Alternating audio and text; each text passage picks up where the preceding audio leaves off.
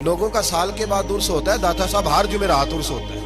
انہیں لوگ جمع ہوتے ہیں۔ تو ایک مولانا نے شوشہ چھوڑ دیا، انہوں نے کہا جی یہاں تو داتا صاحب کی قبر ہی نہیں، وہ تو قلعے میں دفن ہے، چلو مسئلہ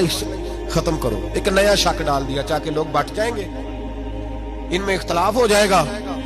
تو لوگ کہیں گے نہیں وہ تو ادھر ہے، کچھ ادھر جائیں گے، کچھ ادھر آئیں گے، چلو کوئی نہ کوئی تو فائدہ ہوگا نا۔ اس نے شور کر دیا جی مجھے کشف ہوا ہے، ویسے ماننا نہیں کسی ولی کی کرامت کا، اور خود کشف ہو گیا جناب، اپنی باری آئی تو سب ٹھیک ہے، مجھے کشف ہوا جی داتا صاحب قلعے میں ہے، محدث اعظم پاکستان مولانا سردار احمد صاحب رحمۃ اللہ، آپ فیصل آباد سے تشریف لائے، یہ غالباً کوئی 50 اور 60 کے بیچ کی بات، تشریف لائے،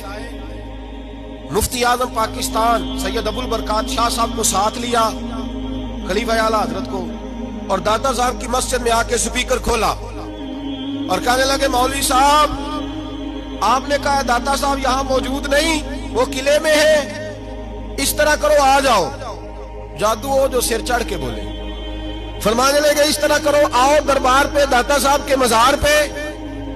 میں آواز دوں گا داتا صاحب کو، تو اگر داتا صاحب اندر سے بول کے کہہ دے میں یہی ہوں تو پھر مان جاؤ گے؟ آؤ میں کھڑا ہوں، سپیکر پہ اعلان ہوا، اور سید ابو البرکات شاہ صاحب نے نا محدث اعظم کی انگلی پکڑ کے ہلائی، کہنے لگے حضور اتنی بڑی بات کر دی ہے،